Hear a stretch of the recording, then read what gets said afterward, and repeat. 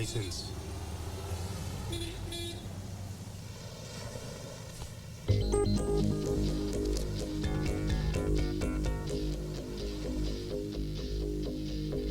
यहाँ नहीं, वहाँ पान वाले के पास।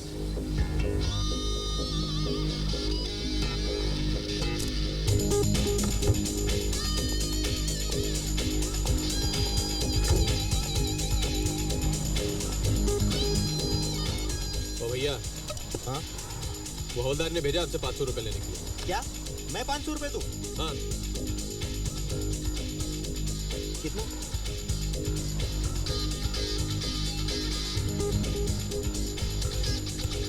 ये लो।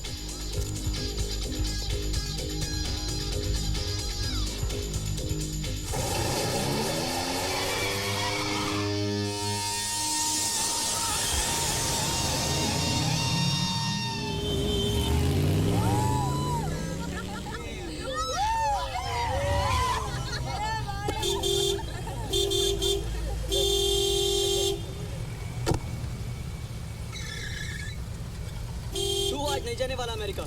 फ्लाइट मिस हो गई तेरी। अरे क्या है?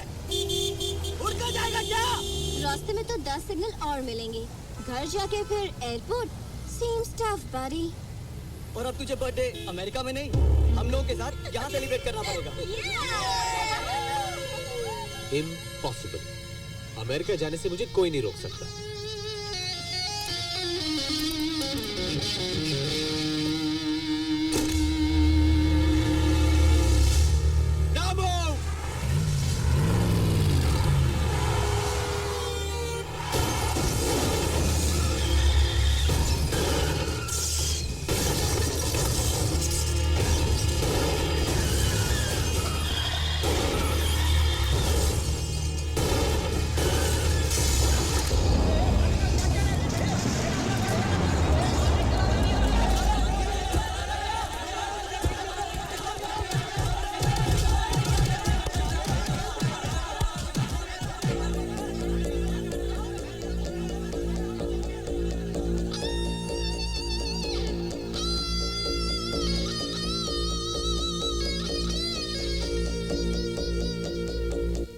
देख पांडु, मुझे बंद करके ना तो तुम्हारा प्रमोशन होगा ना तुम्हारी पगार बढ़ेगी। 2000 देता हूँ ना मैं तुमको। अच्छा 3000 ले लो, मुझे छोड़ दो। देख 5000 से ज्यादा है भी नहीं मेरे पास। क्या कमी है तुम्हारी जिंदगी में? हैं? माँ बाप का दिया हुआ पैसा है, बेछूट आजादी है। नहीं है तो सिर्फ मकसद, वजह। जब से ये फॉरेन चैनल्स आए हैं हमारे घरों में, मैं बताता हूं तुम्हें पांडे, सभ्यता और संस्कृति खिड़कियों से बाहर कूद गई है। किसी को फिक्र ही नहीं है कि हमारी नई पीढ़ी जा कहां रही है। दोषी ये बच्चे नहीं, माँ बाप हैं जो इन्हें बिगड़ने देते हैं। वैसे करते क्या है माँ बाप तुम्हारे? जी नहीं है।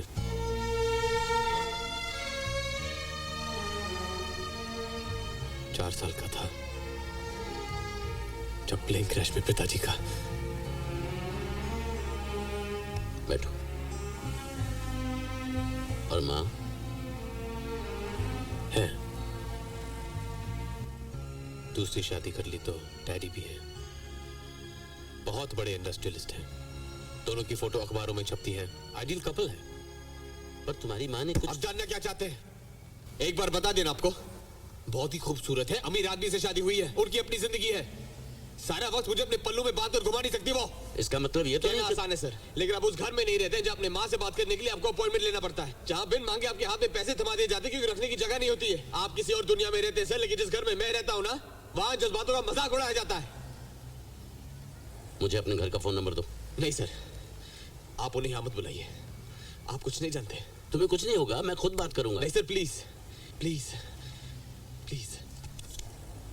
सर, ये इनका लाइसेंस है, इसमें इनके घर का नंबर है।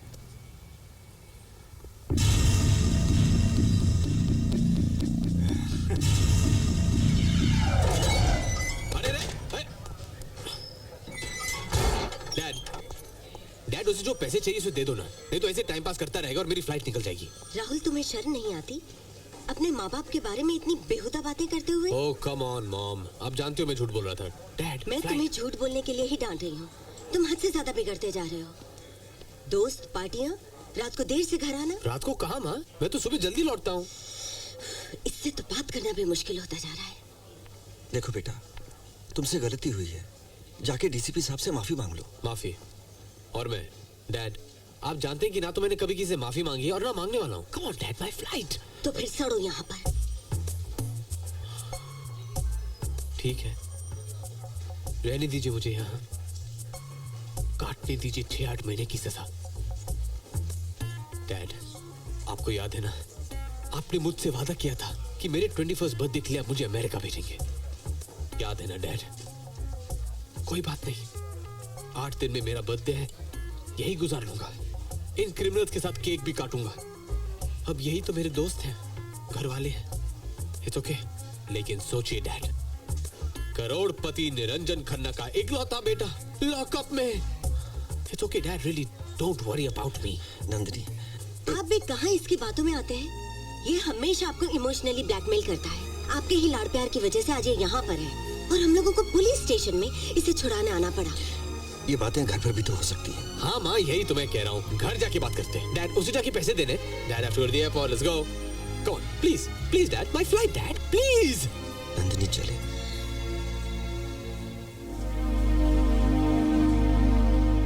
चलिए। भोसले साहब, हम आपसे बात करना चाहते मैं कुछ सुनना नहीं चाहता। आपके लड़के के खिलाफ मैंने सारे चार्जेस दर्ज कर दिए हैं। आप 2 मिनट हमारी बात तो सुन लीजिए। मैं कुछ सुनना नहीं चाहता, आप जाइए यहाँ से। डीसीपी साहब प्लीज, सिर्फ 2 मिनट। बढ़िया तो कमाल का कारीगर है। हाय हाय। माँ कसम, अपुन ने तो गेटवे ऑफ इंडिया उन सफेद चमड़ी वालों को बेच ही डाला था। वो तो तामझाम के साथ डिलीवरी लेने आ भी गए थे। 2 पत्थर भी बेचारे लोग सरकार नहीं पाते यार कि ये सरकेला डीसीपी भोसले वो आ गया।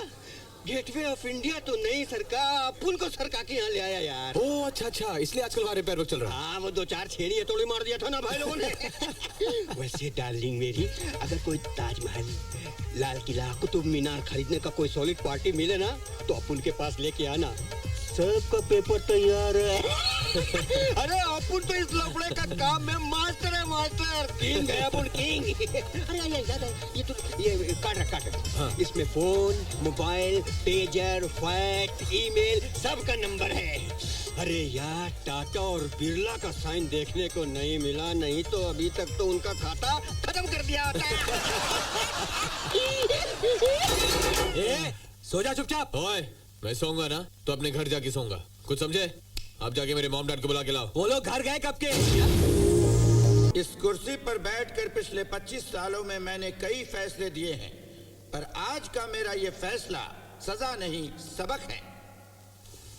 आज जो मैं सजा सुनाने जा रहा हूं वो इस देश के कानून का एक ऐसा पहलू है जिसे पिछले कई सालों में किसी भी जज ने इस्तेमाल ही नहीं किया, और मुझे पूरा विश्वास है कि मेरे इस अनोखे फैसले से हिंदुस्तान के जुडिशरी सिस्टम में एक परिवर्तन आएगा। राहुल खन्ना एक निहायत ही बदतमीज और बिगड़ा हुआ लड़का है जिसे जिंदगी की कोई समझ ही नहीं है, और मैं चाहता हूं कि वो आगे चलकर हिंदुस्तान का एक आदर्श नागरिक बने। सारी जिंदगी का तजुर्बा जिनके पास हो, उन बुजुर्गों के अलावा इस नई पीढ़ी को संस्कार सिखाने वाला भला और कौन हो सकता है। और इसी बात को ध्यान में रखते हुए मैं राहुल खन्ना को शहर से दूर आशियाना वृद्धाश्रम में पूरे 1 महीने रहकर बुजुर्गों की सेवा करने की सजा सुनाता हूँ। इस सजा के दौरान राहुल खन्ना अपने घर वापस नहीं आ सकते और ना ही उनके कोई दोस्त या परिवार वाले वहाँ रहने जा सकते हैं। वहाँ रहकर राहुल को वृद्धाश्रम के हर नियम का पालन करना होगा, और इस दौरान अगर उसने कोई बदतमीजी की या वहाँ से भागने की कोशिश की या फिर उसके खिलाफ एक भी कंप्लेन आई तो उसकी ये सजा दुगनी हो जाएगी, और उसके बावजूद भी अपनी हरकतों से बाज नहीं आया तो उसे जेल में डाल दिया जाएगा।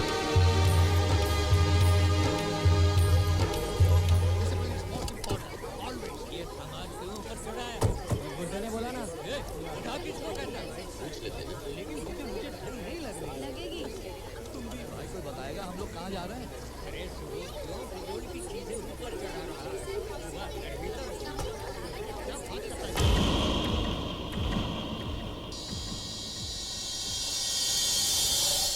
एक्सक्यूज मी, मेरा हैट पकड़ा दीजिए प्लीज, मेरा हैट पकड़ा दीजिए। यू इसे कहाँ रखूं चित्रा? 23 ओफो, आपने फिर मेरी गिनती गड़बड़ कर दी। लाई क्या कर दिया? केशव, मफलर क्यों उतार दिया? ठंड लग जाएगी। अरे ठंड लगेगी तो पहन लूंगा देखो मैं। बचपन से जानती हूँ, जरा ठंड लग जाएगी। तू तो हर वक्त झगड़े के मूड में रहती है। जा, जाकर गिनती कर। माँ भी सामने। सब क्या है? भाई साहब, मुझे आप बता सकते हैं ये सब क्या हो रहा है? कहाँ जा रहे हैं ये सब लोग? सुबह से पूछने की कोशिश कर रहा हूँ, लेकिन किसी के पास बात करने की फुर्सत ही नहीं है। हाँ? सैफुद्दीन, हाँ। अपना बैग रखा? बैग? अरे भोसले साहब, सक्सेना साहब, व्हाट अ प्लेजेंट सरप्राइज। ये लोग कहाँ जाने की तैयारी कर रहे हैं? 1 महीने के लिए काशी जा रहे हैं। ऐसा कैसे हो सकता है? अदालत ने फैसला सुना दिया, लेकिन आपका तो ये फर्ज बनता था कि यहाँ आने से पहले पता कर लेते कि हम लोग यहाँ हैं भी या नहीं। लेकिन आपको ये सब सोचने की क्या जरूरत है? आपकी राय में तो हम लोग यहाँ से कहीं बाहर जा ही नहीं सकते। प्रजापति साहब, मैं मानता हूँ हमसे लापरवाही हुई है। अच्छा, आप इसे अपने साथ काशी क्यों नहीं ले जाते? ओ, एक मिनट। देखिए, मुझे 1 महीने के लिए यहाँ भेजा गया है, इस जगह।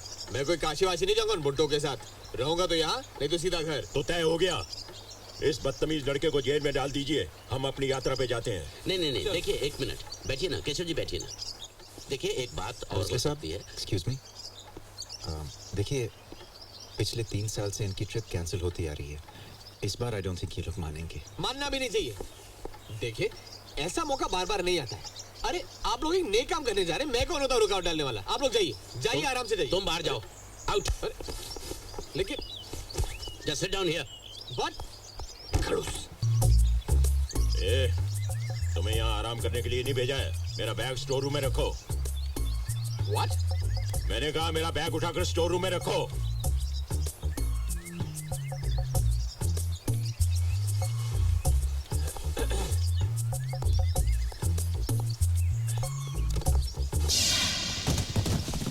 रख दिया।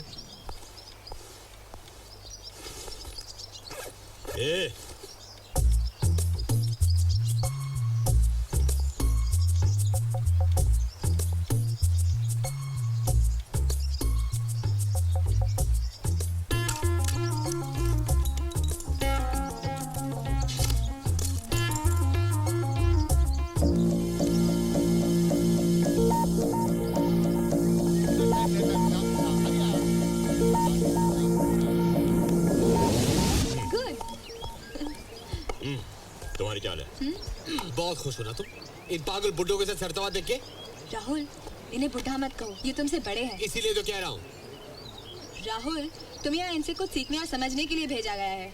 अच्छा, और ये बुड्ढे मुझे क्या सिखाएंगे? देखो, तुम इस बात को समझ ही लो कि तुम्हें यहाँ पूरा 1 महीना बिताना होगा, और ये बात तुम जितनी जल्दी समझोगे तुम्हारे लिए अच्छा होगा। अच्छा, या और क्या 1 महीने दीवारों से मकड़ी के जाले निकालूंगा, जमीन पे कचका मारूंगा, इनके लिए खाना पकाऊंगा, इनके कपड़े नदी के किनारे पे सुखाऊंगा, और रात को जब इन बुड्ढों को नींद ना आए तो इन्हें लोरिया में सुनाऊंगा। करेक्ट। आओ बेटा, चेस खेलें।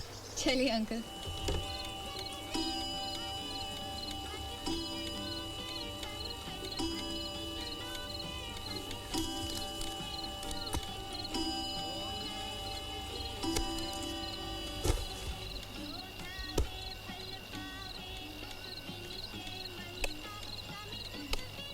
अरे पंखा तो चलने दो, खिड़कियां भी बंद हैं।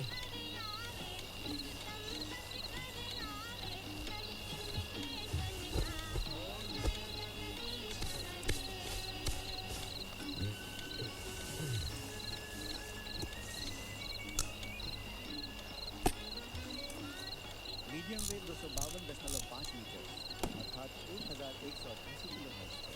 ये ऑल इंडिया ओम नमः शिवाय। अब हमारी आज रात की सवारी यहीं समाप्त है। हमारी अगली मुलाकात कल सुबह 5:55 मिनट। शुभ रात्रि, जय हिंद।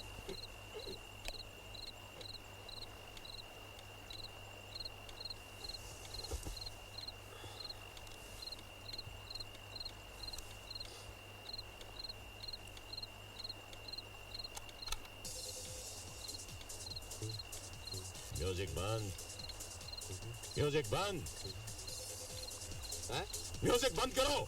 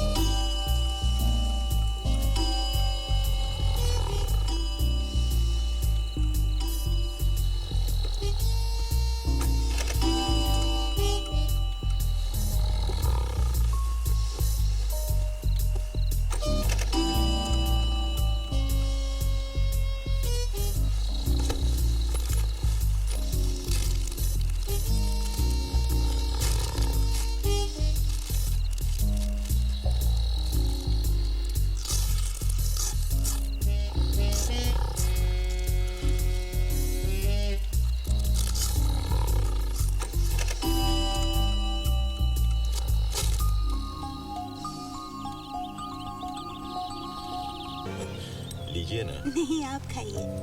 क्या? बुढ़ा लाइन मार रहा है। Rahul, what's wrong with you? अरे मैंने क्या किया? मैं तो सिर्फ दिखा रहा था तुम्हें।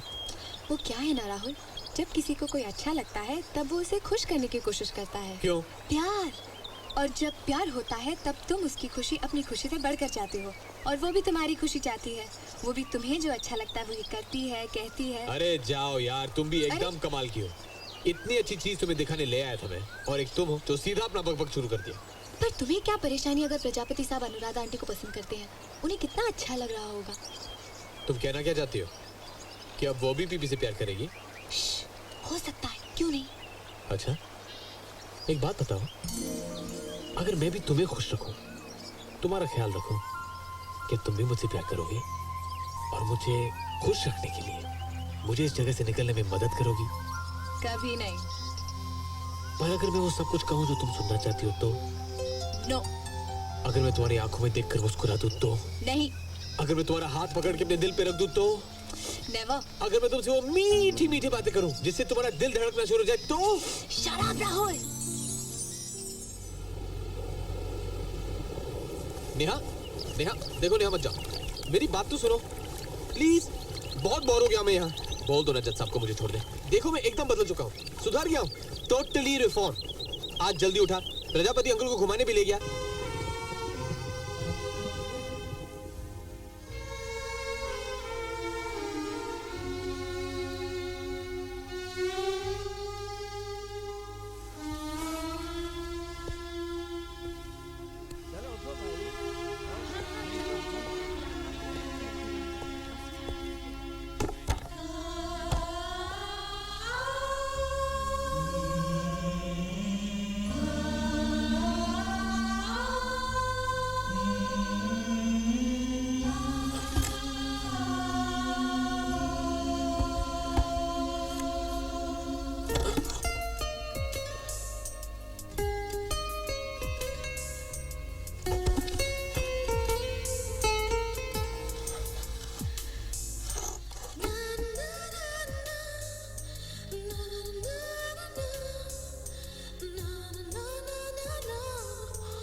राहुल, तुम वापस क्यों आए?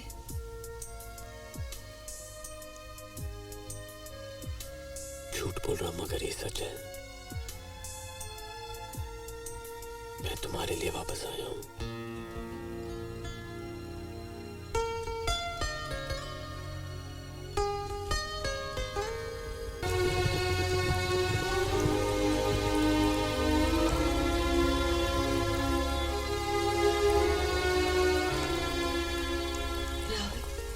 एक बात बताऊं, तुम एक बहुत अच्छे इंसान हो।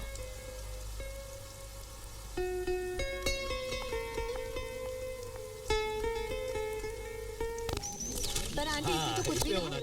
इसमें भी नहीं। पुराने बिजली के बिल हैं, बस ये तार।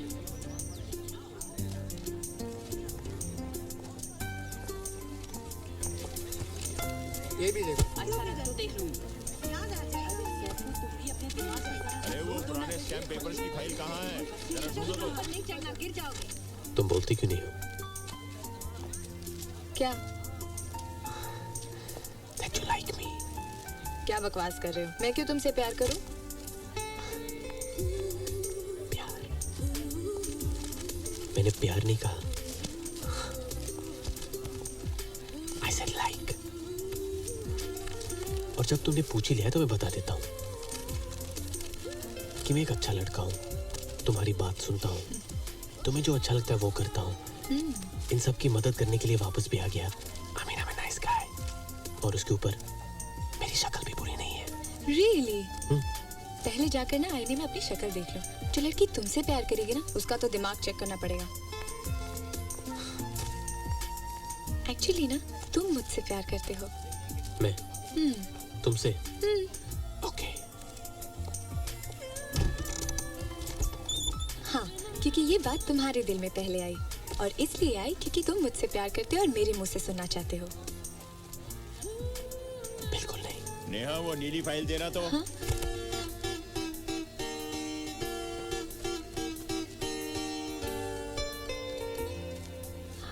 वो क्या है ना, मेरे पापा के दादाजी ने 1910 में ये पेपर शुरू किया था। वो एक फ्रीडम फाइटर थे।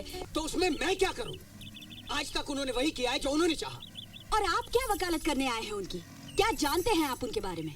उनके लिए मैंने अपनी नौकरी तक छोड़ दी। और माफ कीजिए, हमने उन्हें घर से नहीं निकाला, वो खुद गए अपनी मर्जी से। जी हाँ, शी इज राइट। और आप लोगों के लिए सब कुछ बहुत आसान हो गया। क्या कह रहे हैं आप? देखिए सुनिए, मेरे पिता हैं वो, उनके स्वभाव को अच्छी तरह जानता हूं मैं। आप मुझे लेक्चर मत दीजिए प्लीज। ठीक है, हाँ उन्होंने मुझे जन्म दिया, पैदा किया, पाला पोसा, बड़ा किया, सब माँ बाप करते हैं। उन्होंने कुछ खास तो नहीं किया ना, लेकिन इसका मतलब ये तो नहीं भाई साहब कि मैं जिंदगी भर उनकी गुलामी करूं। अरे उन्हें भी कुछ सोचना चाहिए, इतने बड़े हो गए हैं वो। औलाद का फर्ज मुझे भी मालूम है और मैं खूब उसे निभा चुका हूँ, खूब निभाया मैंने, लेकिन उन्हें भी कुछ समझना चाहिए। अब उनकी उम्र हो गई है। अरे रिलैक्स करें, रिटायर हो गए, बच्चों के साथ खेलें, योगा करें, मॉर्निंग वॉक पे जाए, लेकिन नहीं, उन्हें हर चीज में इंटरफियर करना है। ये ऐसा क्यों है, वो ऐसा क्यों है, किसी के सामने कुछ भी कह देते। It's so embarrassing. शर्मिंदगी तो हमें झेलनी पड़ती ना भाई साहब, वो तो अपने कह के निकल ली। अपनी मर्जी की जिंदगी जीना मुश्किल हो गया है। हमें बस थोड़ी सी आजादी चाहिए और हम कुछ नहीं मांग रहे उनसे। हमें थोड़ी सी आजादी दे दे बस, और कुछ नहीं चाहिए। इसीलिए आपने उन्हें मार डाला। हर रिश्ते, हर अधिकार से अलग करके उन्हें आश्रम भेज दिया। ये मौत नहीं तो और क्या है? क्या कसूर था उनका कि वो नहीं समझ सके कि एक बुजुर्ग को चुपचाप घर में पड़े रहना चाहिए, कि बहू के आने के बाद बेटा बढ़ जाता है? मत भूलिए कि आपकी जिंदगी भर भी उनका हक है। आज उनकी बुराई करते वक्त आपकी जुबान थकती नहीं है, लेकिन वो अच्छाइयां कैसे भूल गए आप, जो एक मामूली बाप ने अपने बेटे की बेहतर जिंदगी के लिए की थी? कैसे भूल गए अपनी बीमारी में उस आदमी का रात रात भर जागना, आपके स्कूल और कॉलेज की फीस भरने के लिए ओवर टाइम करके थकान से चूर होकर घर लौटना? कैसे भूल गए वो दिवाली जो उस आदमी ने पुराने कपड़े में बिताई थी क्योंकि इस बेटे को नए कपड़े की जिद थी? अरे 30 साल की जिंदगी में 30 लाख एहसान किए होंगे आपके ऊपर, और आज जब आपकी बारी आई है, आपने उन्हें सिर्फ घर से ही नहीं अपनी जिंदगी से निकाल दिया उन्हें। लेकिन मिस्टर देसाई, सिर्फ एक कोशिश कीजिएगा कि आपका बेटा आपके एहसानों को कभी भुला ना पाए, कभी नहीं।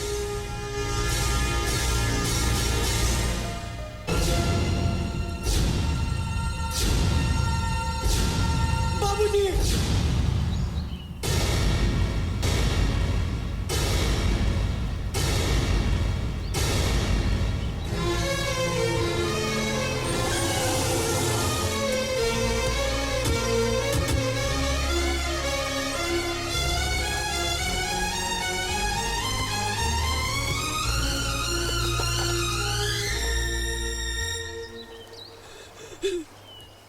बाबा मुझे माफ कर दीजिए बाबा। जल्दी आ गया बेटा, मैं अभी मरा नहीं। बाबा, भगवान के लिए ऐसी बातें मत कीजिए। मैं बातें भी ना करूं और तुम लोग जो जी में आए वो करो। बाबा, मैं अपनी हर गलती की माफी मांगने आया हूँ बाबा। ये पछतावा सिर्फ 4 दिन का है, उसके बाद शायद फिर वही। जाओ, तुम दोनों अपने घर लौट जाओ। नहीं बाबा, नहीं बाबा, मैं आपकी नाराजगी लेकर जी नहीं सकता बाबा। मैं तुमसे कभी नाराज नहीं रहा, हमेशा दुआएं ही दी हैं, यही प्रार्थना की है कि भगवान तुम्हें कभी मुझ जैसे दिन न दिखाए, क्योंकि तुम्हारे पीछे भी एक बेटा है। जाओ।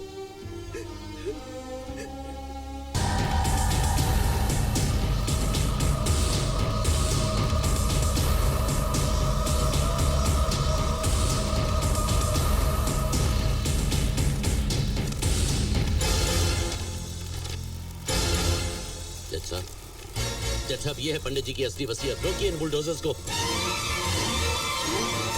अरे ये असली वेल कहाँ से हो सकती है?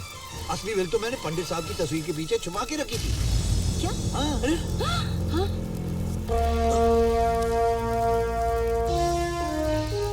अरे आप लोग मुझे ऐसे क्यों देख रहे हैं? इतनी अहम बात मैं कैसे भूल सकता हूँ? जज साहब, ये लीजिए। देखिए, क्या है ये? यही है वो विल छुपा के रखी थी मैंने।